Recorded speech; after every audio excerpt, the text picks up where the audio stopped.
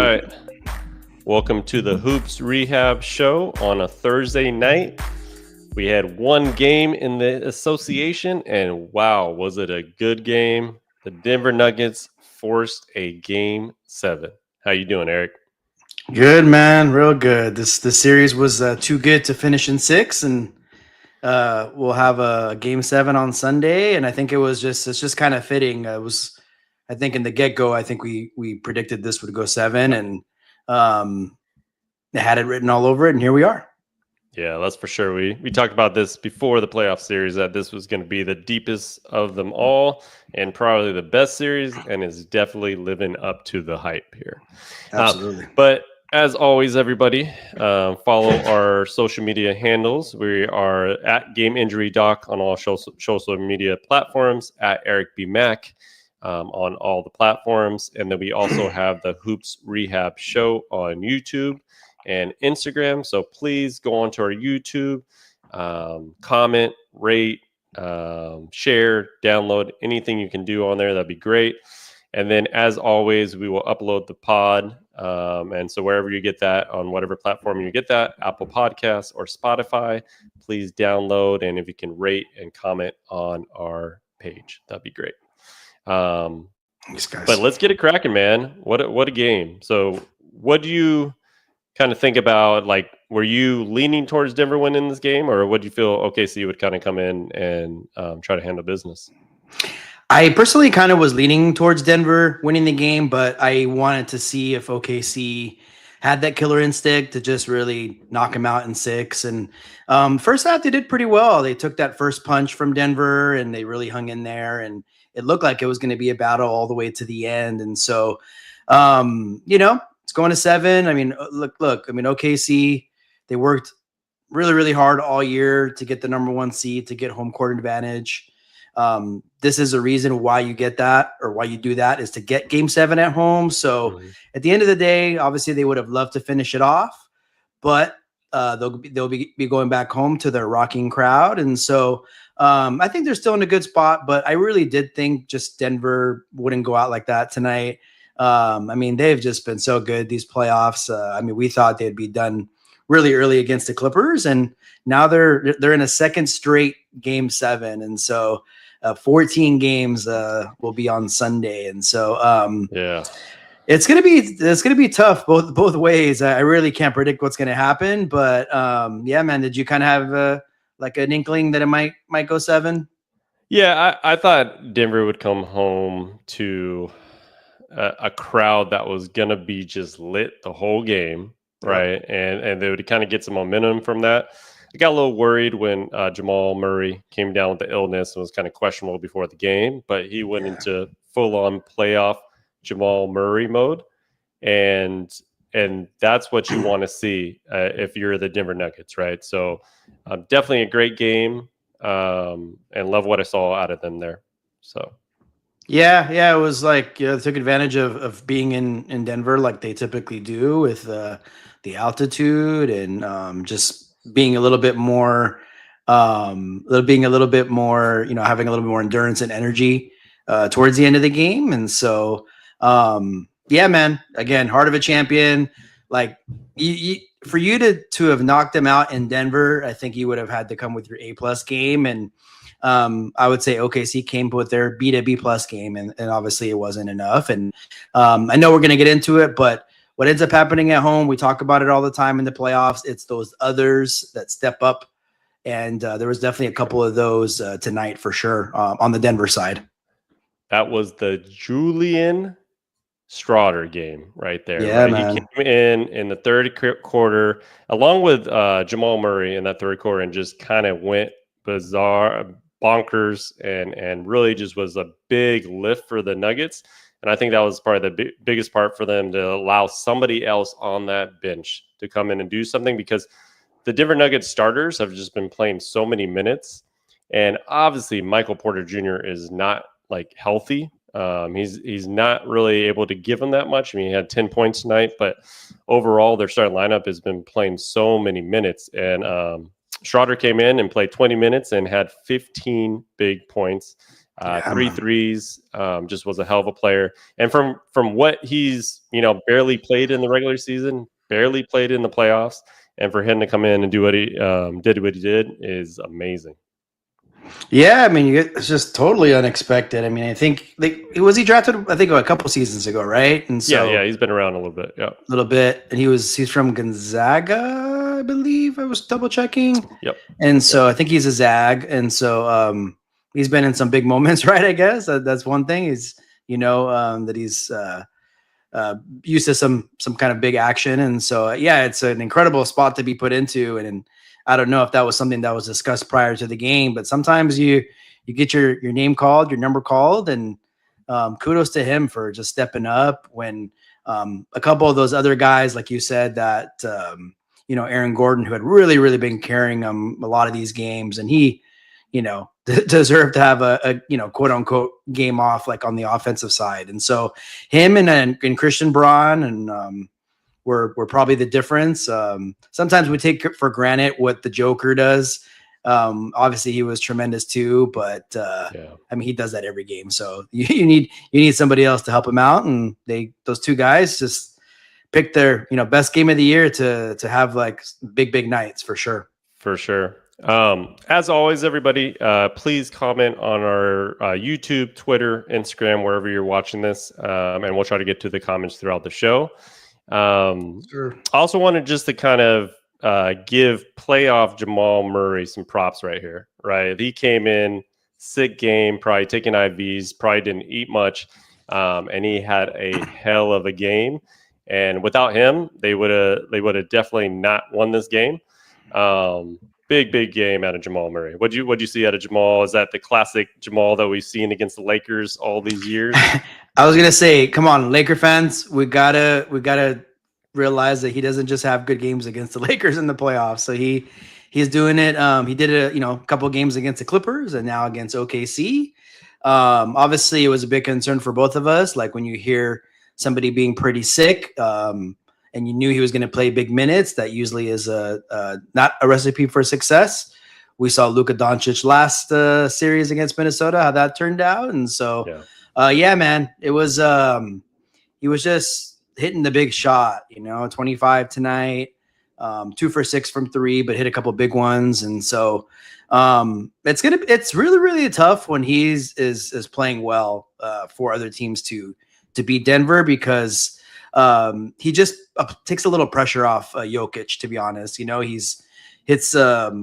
can handle the ball, right? Can take that away from Joker a little bit in the spots. He obviously could hit some outside shots too. And he's playing well defensively as well. That's kind of one of the things that teams kind of used to go at him for. And you got to tip your hat off. He's playing really well. Yeah. I mean, he had a huge third quarter, and that's pretty much him and Strawther came through, especially towards the end of that quarter. And that's what propelled them to win the game.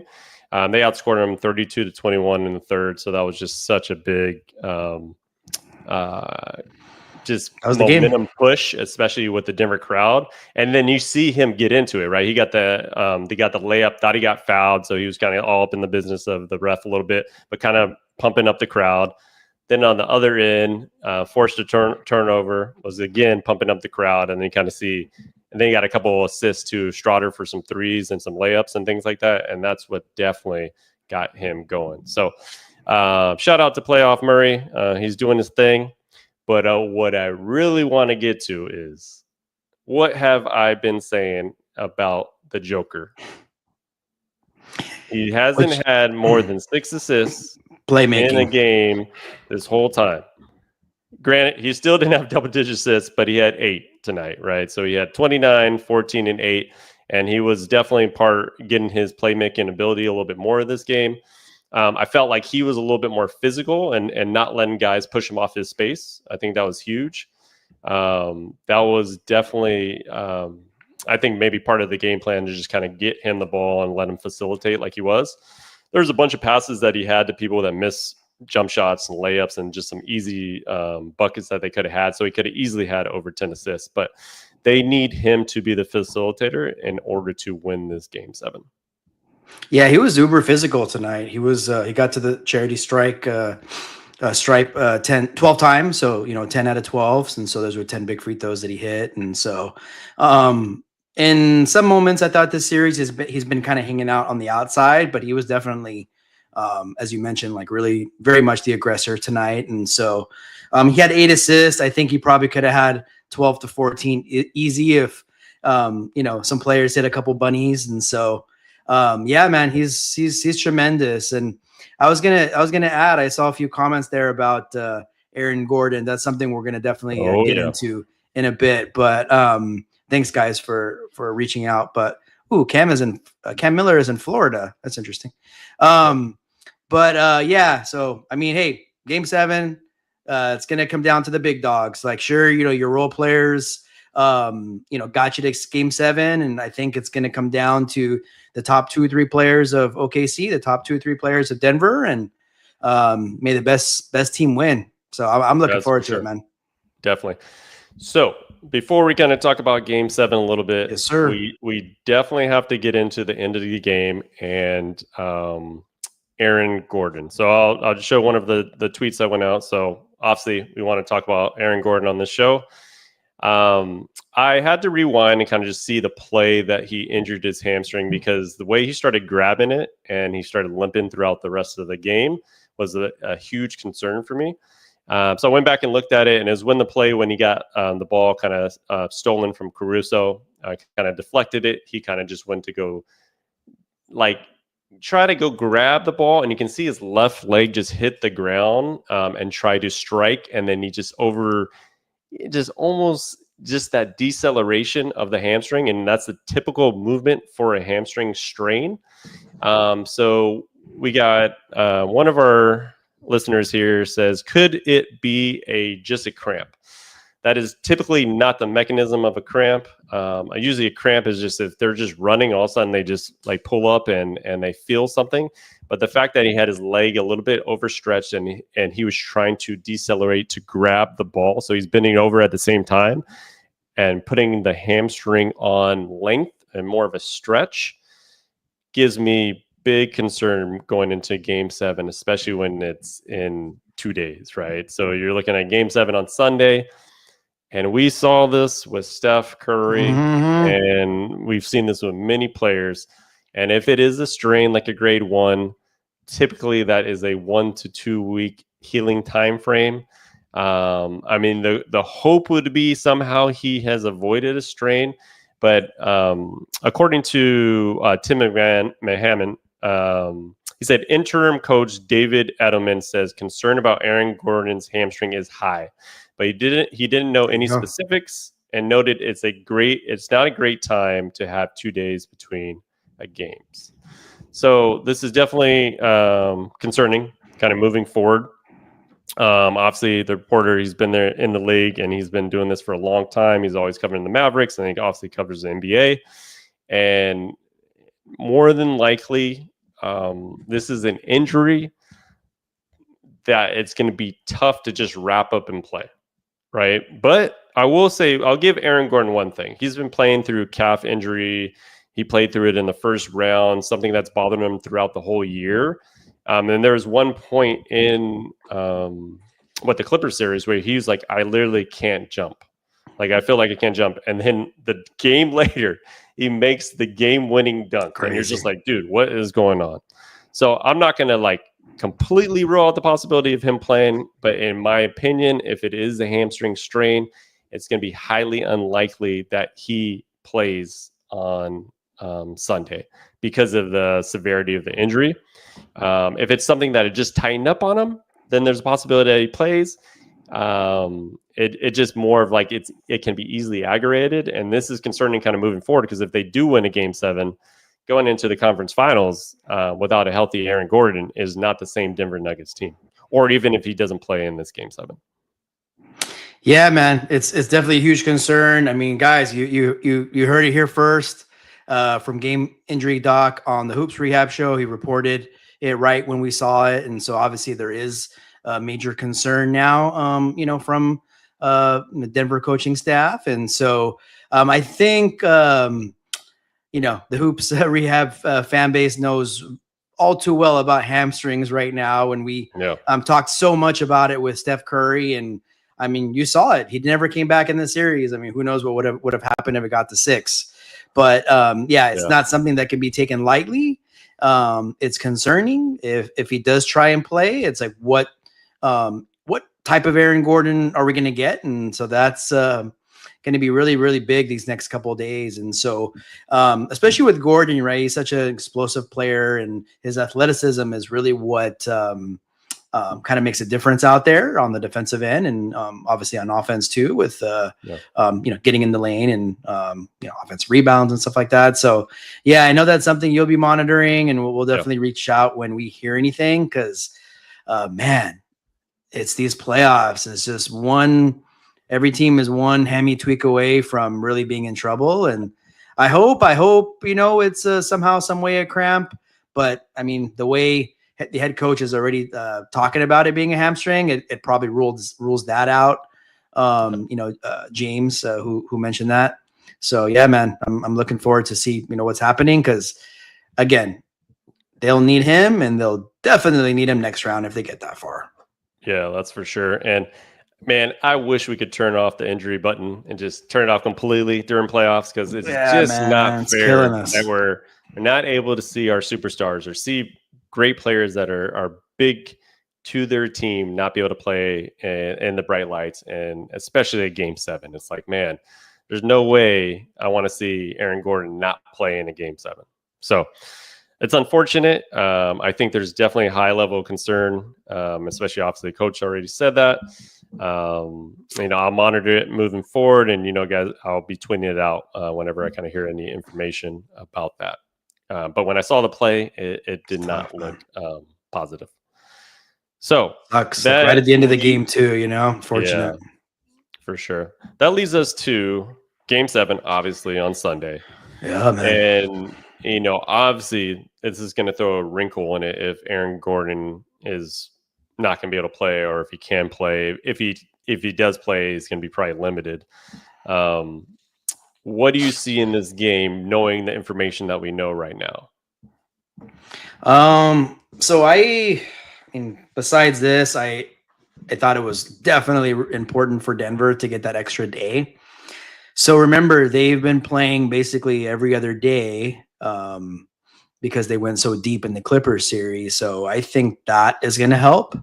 Mm-hmm. But I think with this injury, and even without it, but even more so with this injury, I mean, I obviously can't predict what's exactly going to happen, but I do have to favor the home team. Oklahoma City has been so damn good at home. And I think Denver's had a valiant effort. And so it's just more of a whim, or kind of a gut feeling that I think OKC is going to pull it out. However, it's kind of scary being in a Game 7 against, Denver, because they got guys obviously that could just go off. Like Joker can, put a 50 spot on you, and it's good night, right? And so I think SGA this is your time, right? It's like, we already know who obviously the MVP has already been voted for, but wouldn't you know it, the two top candidates, Game 7. I'm curious to see which one of the two are gonna take their team to the Western Conference Finals, man. And you couldn't have scripted it any better. I wish they would have waited for the MVP vote and said, like, you know what, winner of this game takes it. So that'll be pretty cool to see. Love to see it, right? So yeah, you basically got Jokic versus SGA. And I think they're both going to have huge games, right? It's going to be up to the other players to kind of solidify this game. My concern for Denver, man, moving forward is they were already playing only 8 deep and really 7. And so you take out Aaron Gordon, and it's like, who's going to be that other guy to come in? Because when you look at their lineups, besides what we saw out of Julian Strawther tonight, right, which was fantastic, but moving forward, I guess he can fill the void. But when you're not getting any production really out of Michael Porter Jr., that makes things very, very difficult. And I mean, who knows? Maybe Michael Porter Jr. would be able to step up and kind of handle his business in this game. But just the feeling of, I'm not too optimistic about Aaron Gordon right now. So like him not being there just makes such a difference in who I originally thought was going to win the series, because I thought Denver was going to win the series in 7, Right. basically, Yep. 6-7, and I still think they have the talent. Like you have a Joker and you have Jamal Murray, and the two of them alone can kind of put you over the top there. Let's just see what we're going to see out of Aaron Gordon. I mean, that's to me, that's the X factor, and that almost puts OKC over the top if he's not playing. Yeah, I mean, the one thing that concerns me with OKC, I want to know who else is going to step up. Yeah, I know they got different guys that can do that, and that's like the beauty of their team, is it doesn't have to be the same person. But maybe a Chet Holmgren, who I feel like if they don't, I don't know, either if they win it or not win it this year, that's one thing I'd look forward to, is like the progression of him. Because I feel like he has like the talent to, like, every single game he should be putting up, 25 and obviously a decent amount of blocks and assists. So like that's what I'll be interested. I know Jamal Murray and Jokic are going to show up. I know they are, but who else is going to show up for OKC? And that's what I'm going to be thinking about. And if somebody else doesn't, Aaron Gordon or not, Denver could easily be the ones moving on. I got one guy, and I'm getting a little concerned with this series a little bit. He's had one good game, and then I would say the rest have just been pedestrian. Yep, and I know you're going to say that would be Jalen Williams. Yep. And if you're only getting 6 out of your so-and-so second best player, right, that's not going to win you a game 7, right? So he's got to have a big game. He's got to step up his game along with Chet and all the other guys. But that's my thing. Denver's proven this before, right? Joker's been there. Murray's been there. And you can see it in this game 6 that they were just ready to do it, right? So I'm still leaning towards Denver. It just would solidify. If Aaron Gordon was completely healthy, that would solidify my pick there. But we're holding out hope that he could possibly make it, but we'll see there. Yeah, I mean, like I said, it's just kind of a gut feeling. I think OKC, it's like their time to at least get to the Western Conference Finals. And yeah, man, just the fact that I didn't even bring up Williams and what I mentioned a second ago is just kind of shows you that he's been kind of just another guy. And I know he's better than that. And he played, all year a lot better than that. And so, yeah, he could be someone that could step up because they're going to need it for sure. Because believe me, if Chet and Williams have pedestrian type games, they will be going home. They will, school will be out for them. So one of those guys got to step up big time. And I believe that one of them will. Yeah. We got, let's see, MTBMJ. If Joker puts up 10 assists, they win. Yes, sir. This is what I've been talking about. Like he needs to be a facilitator. And if he has one of those triple-double games where he's having 30, 20, and 15 or whatever, those crazy type of games, they will be coming home back to Denver and ready to take on. Damn, they will have home court against Minnesota, which is kind of crazy. When they actually would. Going into Minnesota's going on the road finals. for sure. Yeah. So pretty crazy. Let's see. I know the news on Aaron Gordon isn't positive right now, especially with what the coach said. So, that's going to be an X factor, but I still think the Denver Nuggets have some talent to kind of get through there. Yeah. Yep. And this is just our preliminary thoughts. We know, like, by tomorrow we'll probably get some more news, and we'll obviously talk a little bit more about it. But yeah, it's going to be. I'm really excited because I was hoping one of these series will go 7, maybe 2 will go. Never know. Yeah. But I think the one that we thought would, same like Denver and Clippers, that we thought there was a good chance. Here we are, and the 2 favorite words in basketball and sports. It's Game 7. Game 7 time. All right, so let's get to the Celtics and the Knicks preview for tomorrow, a game 6 in Madison Square Garden. Do the Celtics have a legit chance in this game to take it back to Boston? I think they do. They definitely have a legit chance. I just, man. So look, like, it's weird for me to say that this game is more important for the Knicks because obviously it's like, wait, like Knicks still have another out, right? And so, but man, Knicks, it's been 25 years since you've been to the Eastern Conference Finals, and that was against Indiana of all teams, right?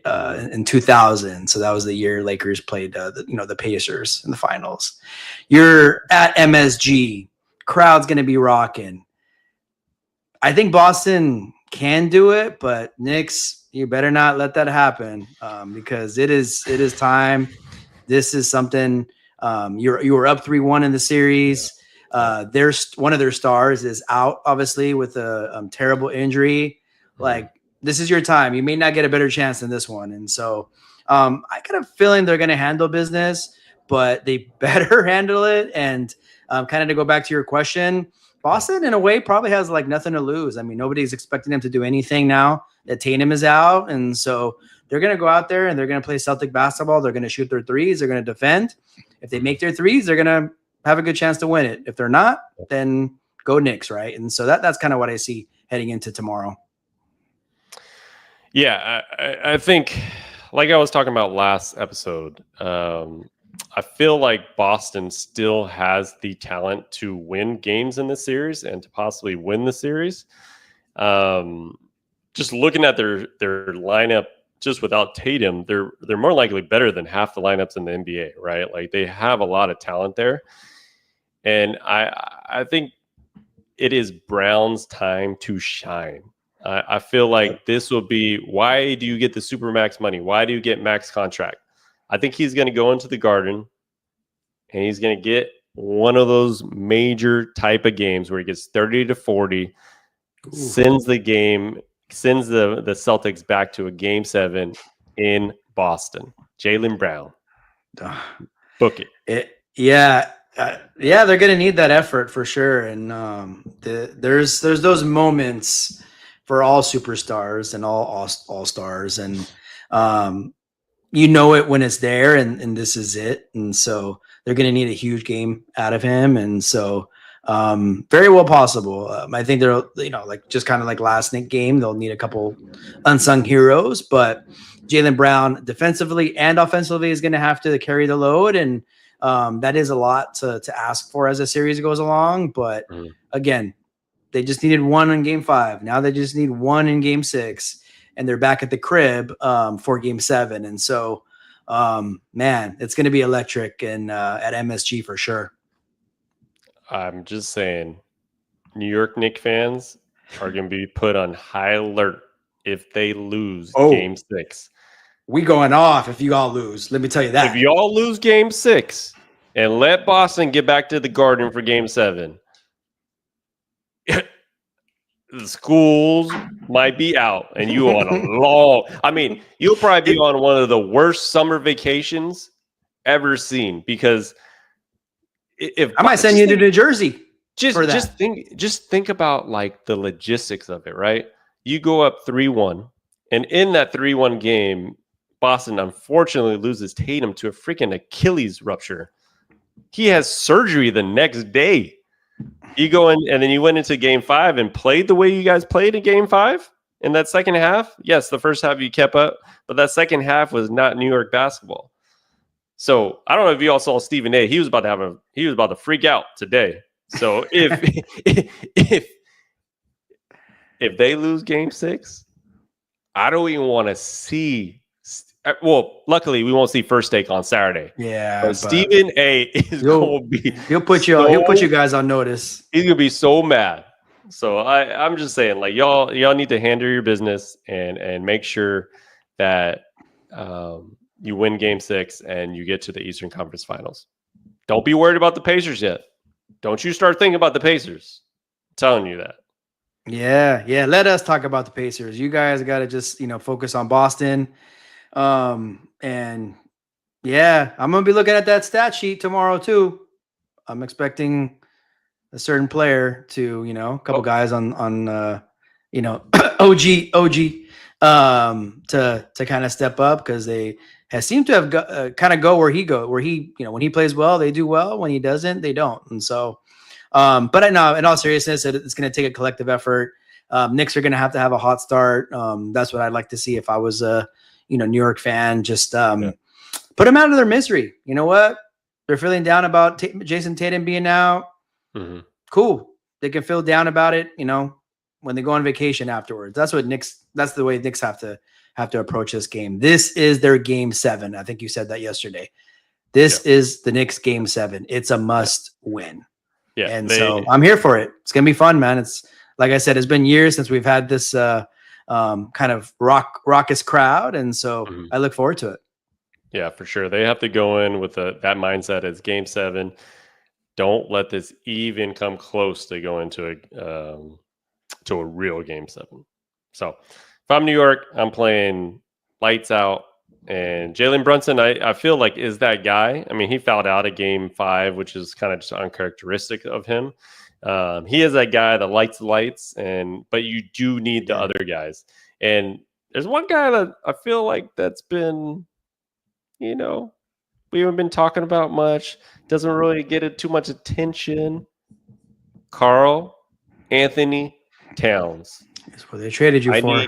I need a monster game out of you. Like, I need you to have one of those, like, 30-something, get a lot of boards, no, like, 5 rebound game. I need you to have 12 to 15 boards. Like, be aggressive. Bring this Knicks win in game 6 so you can get to the Eastern Conference Finals. But if not, you guys are in trouble. Yep. They traded for you, first pick in the draft, obviously. Like, talk about moments, right? We talked about Jaylen Brown's. This could be yours, Karl Anthony Towns, and it's right in front of you. And I already know what we're going to get from Brunson, but just kind of how we talked about with OKC, like, they need another guy or two to step up. And when they've won this series, they've had that, and when they've not won, they've had kind of lackluster performances from the others. So, they know what's in front of them, and got to make it happen if you're Knicks faithful. Yeah, you make some good points, because I feel like we know what we're gonna get out of Jalen Brunson. Mm-hmm. I don't feel the same with Cat, right? Like, I feel like I'm like, I should get a big game out of him, but I'm not too confident out of it. You're gonna get a lot from Jalen Brunson, so I need Cat to have a big game and really try to close out this series there. Yeah, it's gonna be key. It's gonna be key for sure. I don't want no 18-17 like last series or last game. Oh, for sure. Oh, what's up, Cam? Hey, Doc, if the Nuggets win, you need to clipper your hair. Oh, okay. Definitely not a Clippers fan if you see that L on the back, but I got you, Cam. Maybe I'll shave my head if the Nuggets win, but I actually think they're going to win. So yeah, I was going to say he's actually been saying Nuggets, so maybe I'll shave my head if OKC loses, if Denver wins.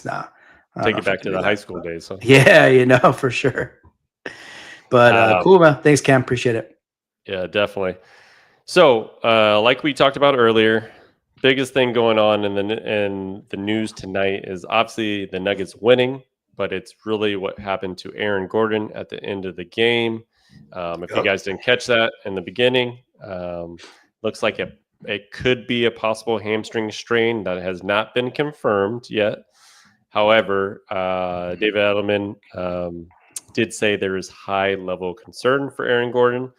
So that is something that we're just going to have to take with a grain of salt, kind of go into the night and hope that the MRI, more than likely he's going to MRI tomorrow, does not show a grade 1 strain, and somehow he's avoided it. And then somehow he's able to play through it there. But there is high level concern. And for me, I'm pretty concerned, and that's just more because my physical therapy nature. Yeah, I mean, you know what you see, and so the way you saw the injury or his reaction, right? Obviously, coach's reaction and concern. When you hear all that and see all that, it usually ends up being like a concern, right? And so, or whatever fears they have, it ends up being that case. So, let's hope for the best. But at the very least, we're probably going to have a banged up, Aaron Gordon out there on Sunday, unfortunately. That's for sure. All right, Eric. So you got anything else left to discuss, or that kind of pretty much hit everything? I know we wanted to hop on and do more of an emergency pod tonight to really focus on the Aaron Gordon injury and the Nuggets get into a Game 7. But you got anything else there? No, just pumped about Game 7, pumped about the Knicks game tomorrow, and I know we plan to jump on tomorrow night and dissect that one, and we'll have a big reaction, one way or the other tomorrow night. That's for sure. Yeah, we will be on tomorrow night, kind of discuss what happens in that game and probably any of the updates that we get with Aaron Gordon's status leading into the Game 7 on Sunday. But like always, everybody, please give us a follow at all our social media handles, the Hoops Rehab Show on YouTube. And then also, if you missed this live show, we will be uploading the pod, and that's available on Apple and Spotify under the Hoops Rehab Show. But until tomorrow, like always, everybody, the Hoops Rehab team is out. Peace. Peace out. Thanks, everyone.